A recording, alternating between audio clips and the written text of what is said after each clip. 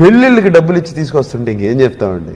మా పెళ్ళికి భారత అపర కుబేరుడు రిలయన్స్ ఇండస్ట్రీ అధినేత ముఖేష్ అంబానీ చిన్న కొడుకు అనంత్ అంబానీ పెళ్లి గురించి ప్రత్యేకంగా చెప్పవలసిన అవసరం లేదు.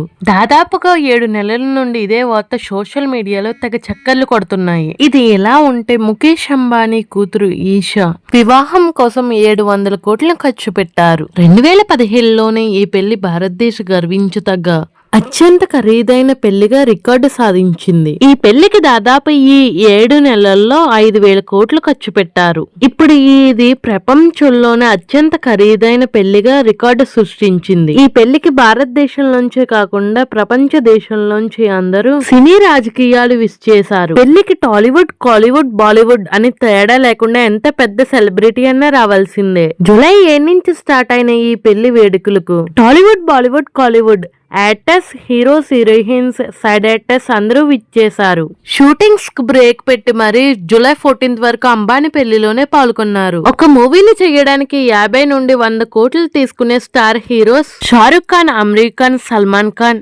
జూలై 2 నుండి 14 వరకు అంబానీ పెళ్లిలోనే ఉండడం. అసలు స్టార్ హీరోస్ పెళ్లికి వస్తే అంబానీ ఎన్ని కోట్లు ఇస్తారు అనేది ప్రతి ఆడియన్ లో ఒక ఇంట్రెస్టింగ్ టాపిక్ గా మారింది. బాలీవుడ్ సూపర్ స్టార్స్ అయిన షారుఖ్ ఖాన్, అమలా ఖాన్, కమలా నే ఒకే స్టేజ్ మీద చూడాలని చాలా మంది అభిమానులు వెయిట్ చేస్తూ ఉంటారు. అంబానీ ప్రీ వెడ్డింగ్ ఫంక్షన్ లో వీళ్ళు ముగ్గురుతో కామెడీ స్కిట్లు కూడా చేయించారు. దీంతో ఫ్యాన్స్ అందరూ ఒక్కసారిగా షాక్ అయ్యారు. Money is always ultimate. డబ్బు ఉంటే ఏదన్నా సాధ్యమే అనేందుకు నిదర్శనమే అంబానీ ఇంట పెళ్లి. ఈ విషయం గురించి కొన్ని ఇయర్స్ బ్యాక్ నాగార్జున గారు శాటిలైట్ ఛానల్ కి ఇచ్చిన ఇంటర్వ్యూలో క్లారిటీగా వివరించి మరీ చెప్పారు. కొన్ని కోట్ల రూపాయలు ఇచ్చి మరీ పెళ్లికి పిలిపించుకునే ఒక 20 మినిట్స్ స్పెండ్ చేయడానికి కొన్ని కోట్ల రూపాయలు ఇస్తారని చెప్పారు.